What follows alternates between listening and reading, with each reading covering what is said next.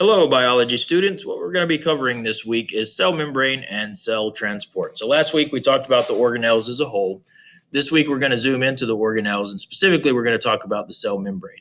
Now, from your assignment last week where you had to come up with an analogy, hopefully many of you understood that the cell membrane, its main job is to prevent things from getting in and out of the cell, or at least deciding what can move in and out of the cell.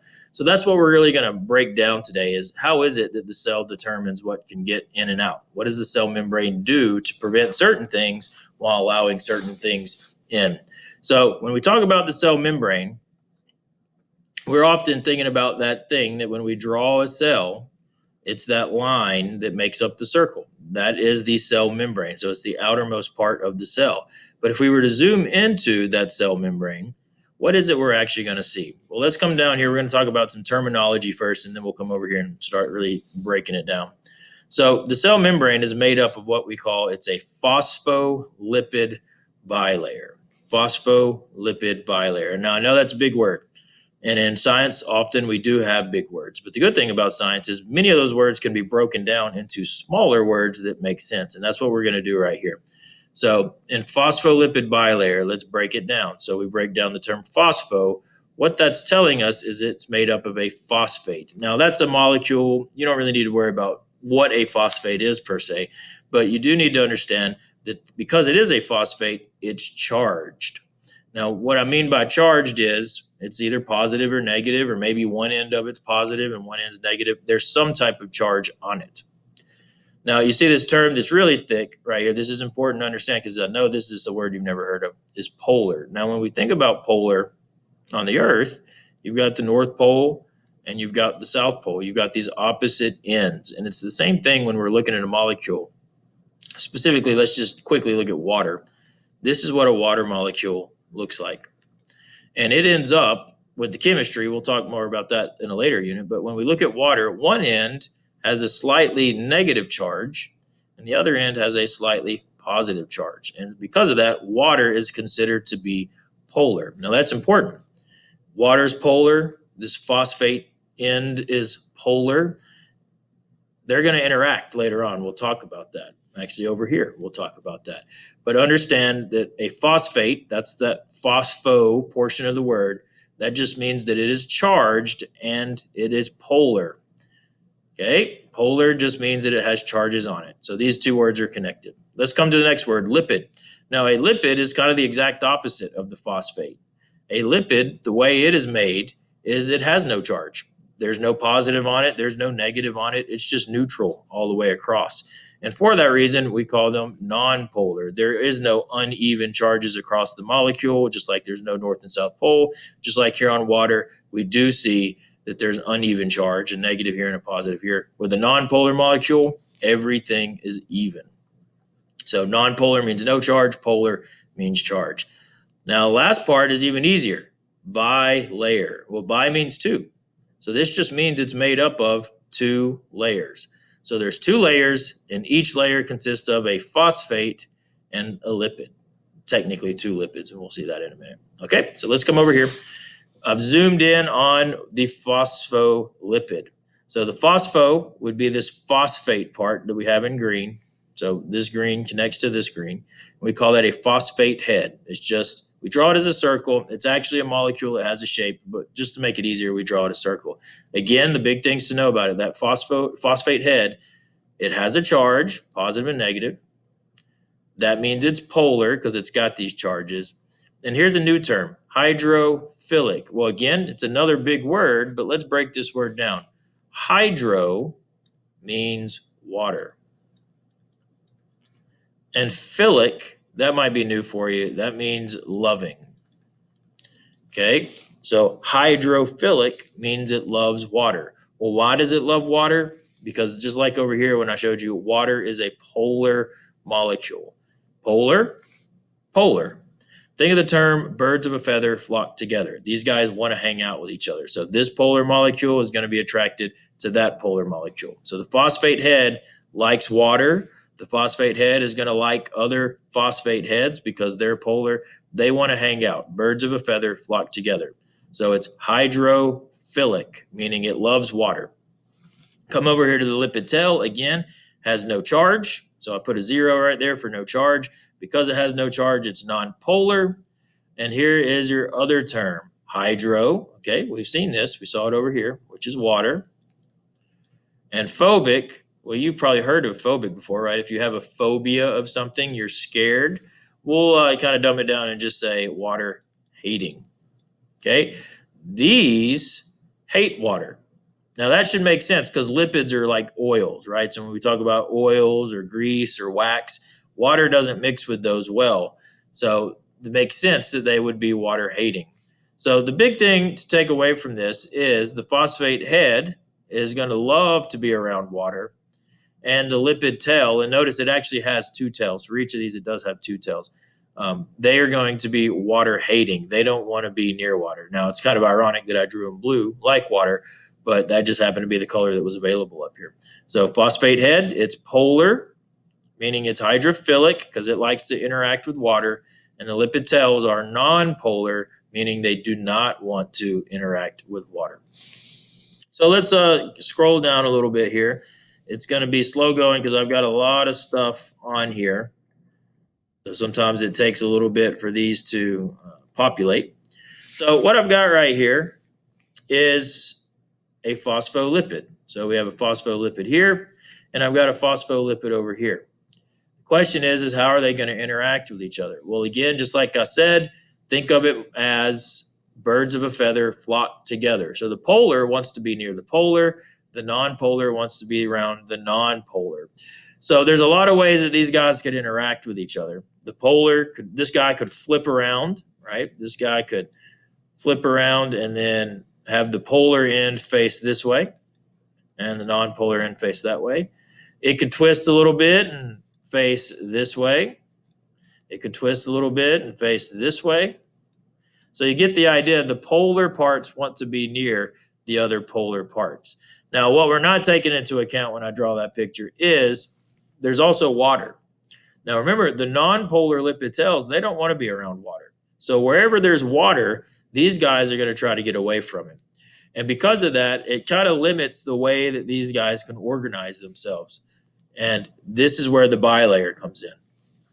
So when you think about a cell needs to be in water, otherwise it's going to dry out. So there's going to be water outside the cell, but there's also going to be water inside the cell.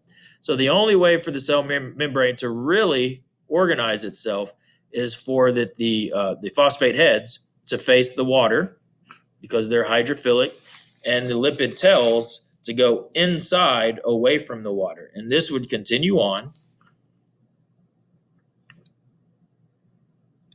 around the entirety of the cell. And so that would close off the cell from anything that's trying to get in.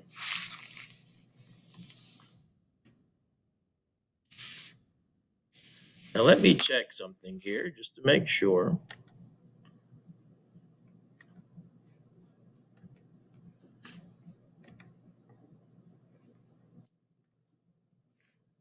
Okay, we're back. I just wanted to make sure we were still recording. Sometimes things go a little crazy with this, and I didn't want to get too far into it and it not be recording.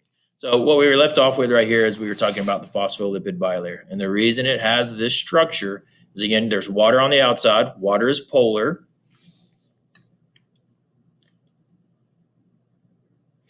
The water's polar. This water's polar, which means it's going to interact with the polar heads instead of the nonpolar lipid tails. These guys are hydrophilic. They love water. These guys are hydrophobic. They dislike water. Okay, so let's scroll a little bit more. Now, again, it takes a little bit to populate on this, so it might be slow going, but we're almost there. So as it's pulling up, let's talk about types of transport. So when we talk about a cell, there's many different ways that a cell can move things through the cell membrane.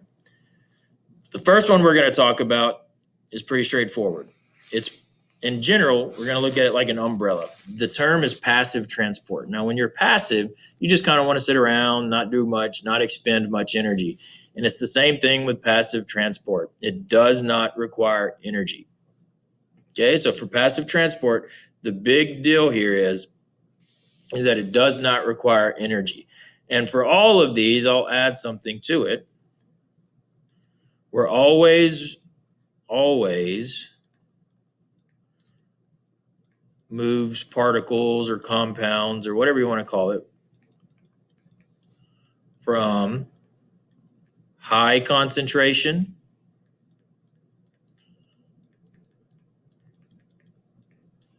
to low concentration.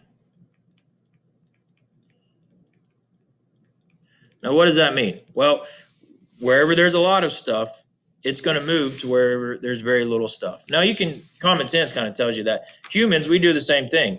Most people don't want to be packed into a big crowd. So if you start out with a big crowd of people and give them enough space, they will space out on their own, just like we talk about with these particles today.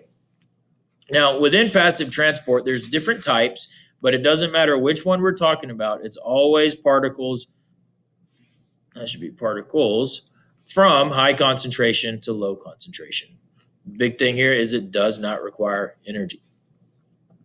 So the first type of passive transport we're going to talk about is diffusion. So diffusion doesn't even require a cell. This happens everywhere. I like to think of it as pretty much the most basic way that things are going to move around. You guys have dealt with this. The funny way to think about it is if somebody on one side of the classroom farts, initially that fart is going to be really strong and stinky around that person. But given enough time, that smell is going to spread out across the room, but it won't be anywhere near as bad.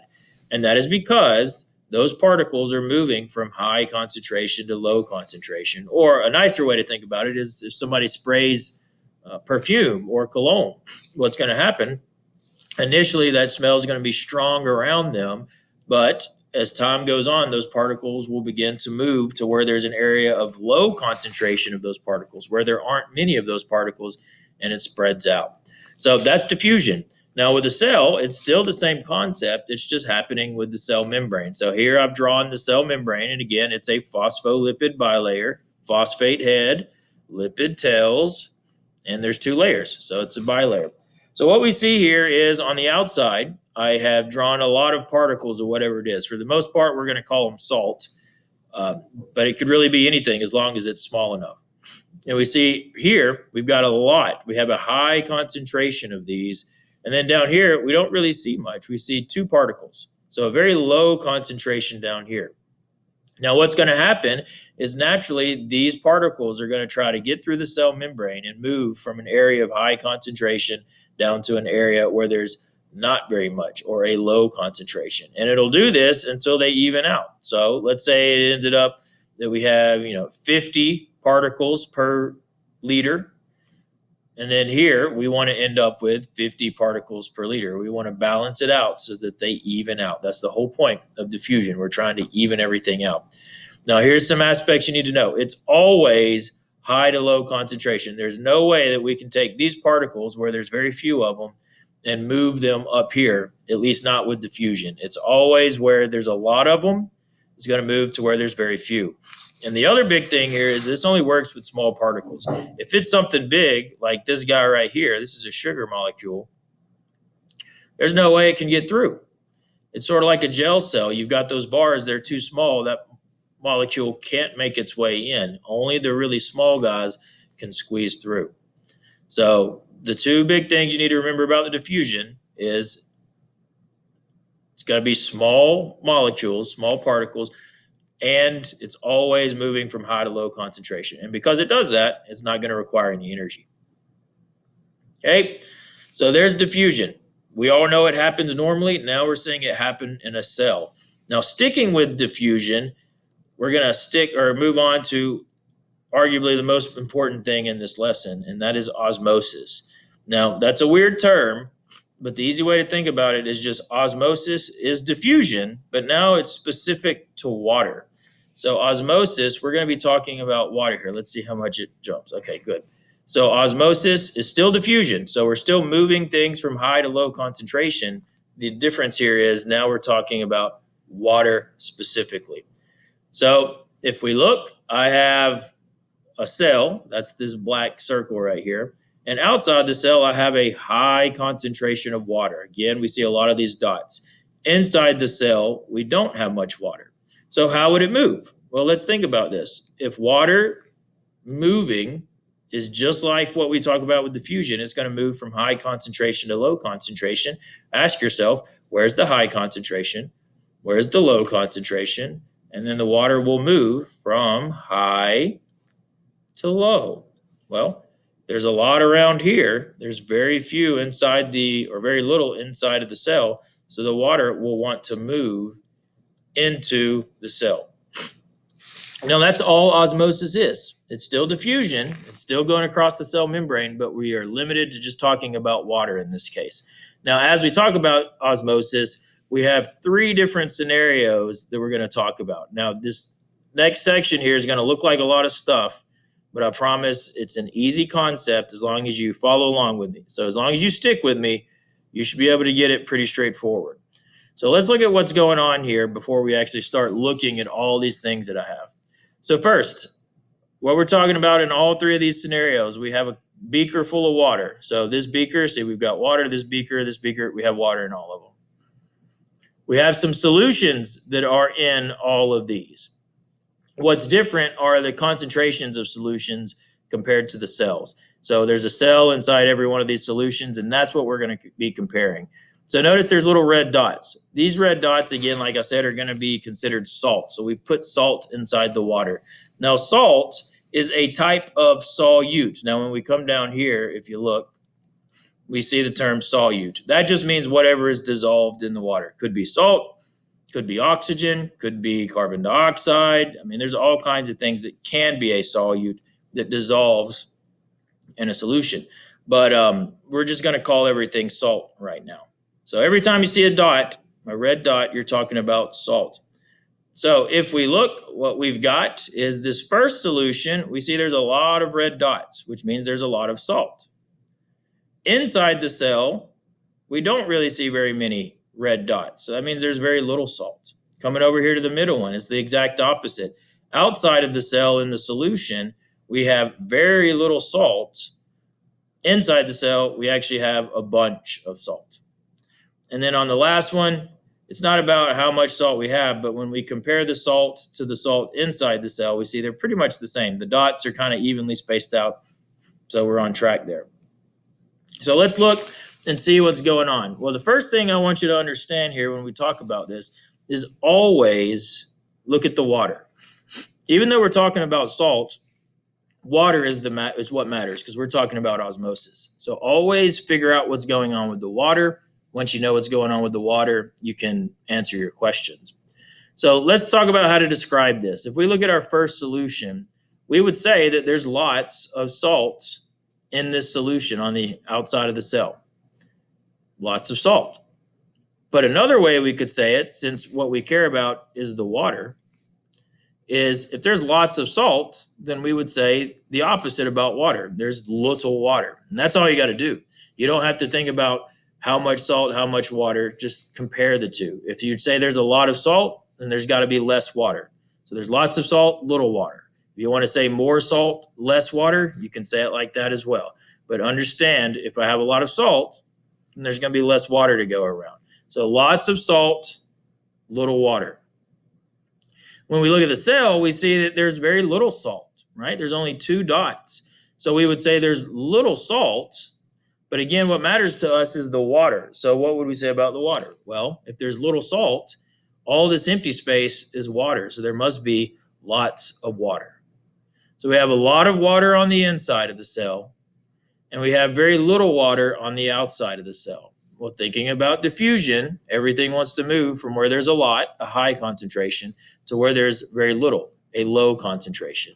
So what you have to establish is where is there a lot of water, where's the high concentration of water, and where is there little water? Well, we've done that already. There's lots of water in the cell, and there's little water outside of the cell. So that tells us, that's what this arrow is showing, is that the water will want to move out of the cell because it's trying to balance everything out. It's moving from high concentration to low concentration. Now, let's talk about what's going to happen to the cell when we do that. We describe this solution as a hypertonic solution. Now, the key phrase here is hyper, or the key prefix is hyper. Okay, that means a lot. So if I'm hypertonic, I have a lot of solute outside of the cell. So there's more solute outside of the cell compared to what's inside the cell. And we see that.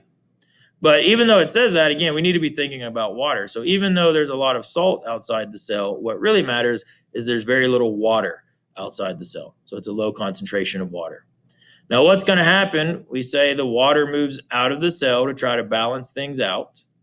Well, if water leaves the cell, think about a balloon. If I let water out of a balloon after I've filled it up, as the water leaves the balloon's going to shrink, and that's what we see. Now, here's a way to remember it. If I'm a hyper person, I'm running around using a lot of energy, I'm probably not going to be a big person. Or if I started out a big person and started becoming hyper and exercising and running, then I'm going to shrink. So that's an easy way to connect those two. A hypertonic solution, there's more water in the cell, meaning the water is going to try to leave the cell to balance things out. And because of that, the cell shrinks. Now let's look at the opposite scenario. Here we've got a cell compared to the solution. The cell has a lot of salt and the solution has very little salt. So we see over here we wrote little salt.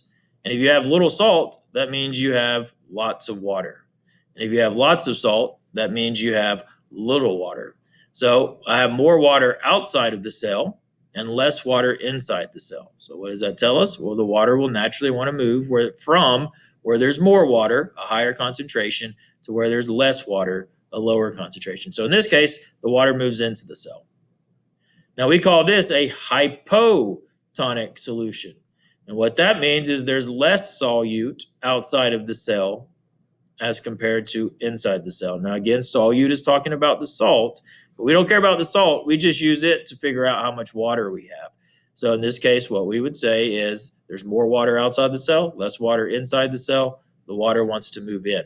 Now, what happens when water moves in? Well, again, if I take a balloon and fill it up with water, what's it going to do? It's going to get larger. And so that's what we see here. This cell would get larger. It grows. Now, how can we think about this? Well, think about the word hypo. It sounds a lot like hippo, and hippos are large. So hypotonics solutions cause the cell to get large like a hippo. Lastly, what we have are what we call isotonic solutions. And for these, all we need to know is whatever's on the outside is going to equal the inside. Now, they're hard to draw because you try to space everything out evenly, but that's typically not how you're going to be shown these. Usually you'll be shown with numbers, and that's what we're going to see in just a second. But notice I have here it says concentration is the same inside and out. So I would take a sample of the solution. We would know the concentration. I'd take a sample inside the cell. We'd take that concentration. And as long as they're the same, then we're good. So for an isotonic solution, the solute concentration is equal both inside and outside of the cell. And because they're equal, nothing really needs to move, so they stay the same. So isotonic, we stay the same. Hypotonic, the water moves into the cell, so it gets larger. And hypertonic, this water moves out of the cell, so it gets smaller.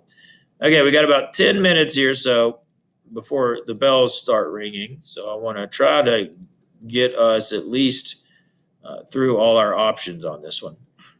So as this pulls down, we just saw how to identify these solutions when we're given an actual picture with the particles drawn. But more likely, you're going to be given a scenario with percentages. Now, the first thing you need to understand is percentages.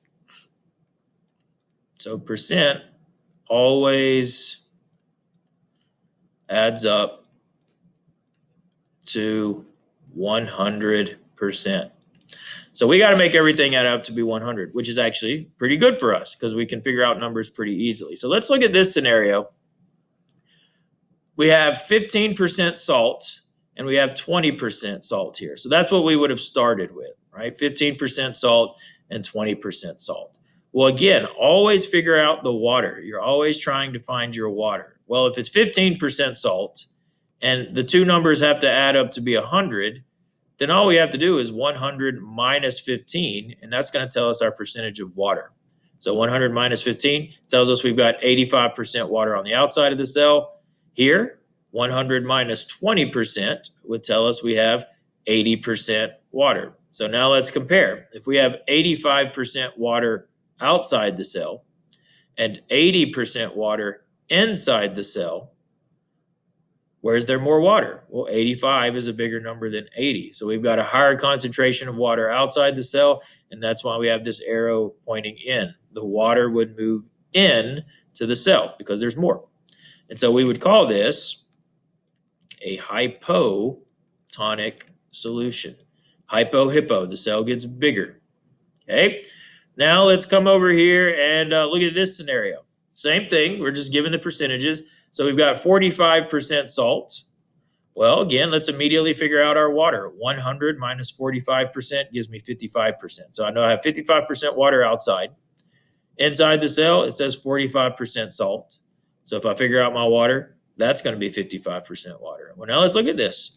They're equal. 55% water in the cell, 55% water outside of the cell. Well, if they're the same, nothing's going to happen. The cell is going to stay the same, and we call that an isotonic solution. Okay, let's look at this next one here. So here, notice the information's provided a little differently. Here it's saying that you've got 40% salt outside.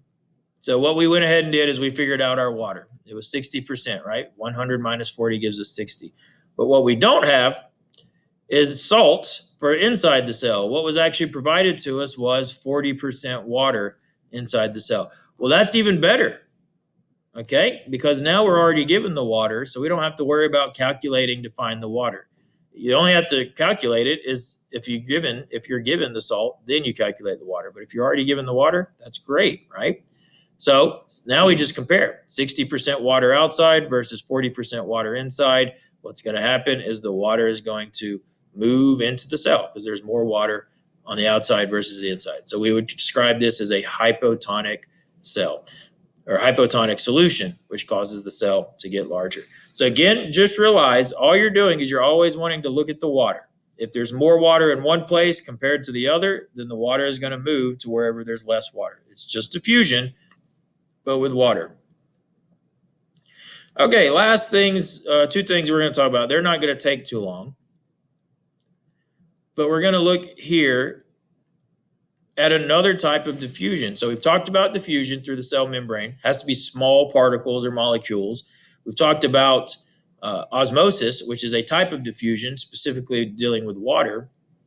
Now we're going to talk about, this is still a passive process, still high concentration to low concentration, does not require energy. But now let's say you've got a molecule or particle that's too big.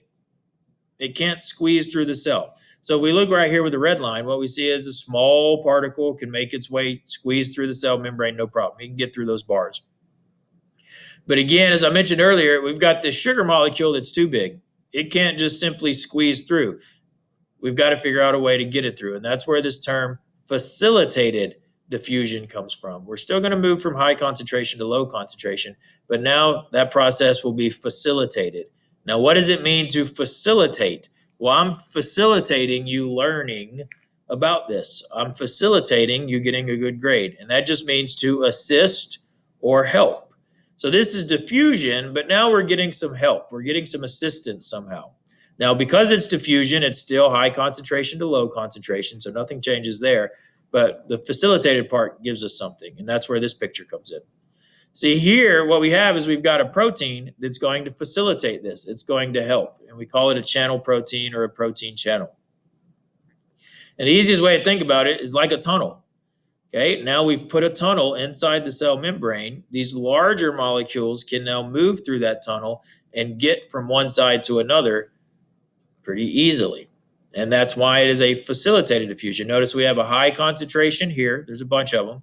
We have a low concentration here. There's not really anything.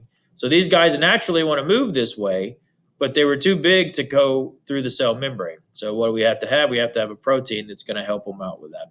And so that's what we see right there. Facilitated diffusion, moving from high concentration to low, but in this case, we're needing the help of a protein. This is called a protein channel or a channel protein. Okay.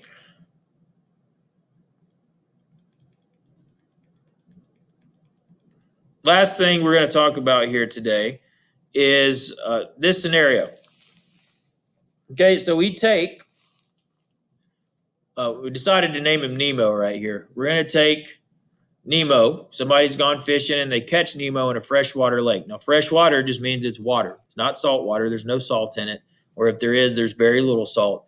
So we take Nemo, we catch it in a freshwater lake, and they're like, man, he's pretty cool. I like Nemo. Okay, so if he's freshwater, now again, if we wanted to think about it, his cells, if we were to draw his cells, right, if we were to zoom in on his cells, it's fresh water. So it's going to be mostly water. So there might be one or two or three or four particles inside of that cell. But for the most part, it's going to be empty space. It's going to be water that's filling it up. So we take Nemo and we give it to one of the students, and they decide they're going to hold on to Nemo and keep him at the house. So they put him in their fish tank. But it turns out their fish tank is a saltwater tank. Now, if it's a saltwater tank, the name tells you that that water is going to have a lot of salt in it. Okay, so now let's think about this scenario. We've got a tank, and we've zoomed in on a cell essentially. We've got a tank, and since it's mostly salt, that's why it's called salt water, there's going to be lots of salt outside of that cell. Now, because he came from a freshwater lake, his cell is going to have very little salt. So again, maybe like 4 particles that we're going to draw right here. So very little salt here, which means a lot of water. A lot of salt here, which means very little water. Well, then where's there going to be more water? There's going to be more water inside of Nemo's cells. So what's going to happen is water is going to try to escape and move out into the solution to try to balance things out. And when that happens, it's going to cause Nemo's cells to shrink, which would be detrimental to Nemo because he does not want his cells to shrink. This would be an example of a hypertonic scenario, hypertonic solution where he's going to lose water in his cells so they can try to balance everything out. Okay, lastly is active transport right here. And the big thing to take on this, there's not really much to say about this, but it's active. Now, because it's active, if you're an active person, you're using energy, right? So that's what happens with active transport is it uses energy. Why does it use energy? Well, the big difference here is, look right here, we'll leave it red. Now we're moving from low to high concentration. Everything we've done here up to this point has been high to low, but now we're reversing. Now we're moving from low to high concentration. So to do that, we're going to have to use energy. So if we look at this picture that I have, we've got a low concentration here, maybe 1 particle, and we've got a high concentration here. And what we're doing is we're going to use energy to force this particle from an area of low concentration to an area of high concentration. Now, one thing that we're going to learn about in a later unit is a molecule called ATP, stands for adenosine triphosphate. That is the energy molecule that keeps us going. That is the energy that's going to be used. Adenosine triphosphate is going to give energy to this protein. This protein is going to pump this across, and in doing so, unfortunately for the ATP, it has to use up some of its energy to do that. So it turns into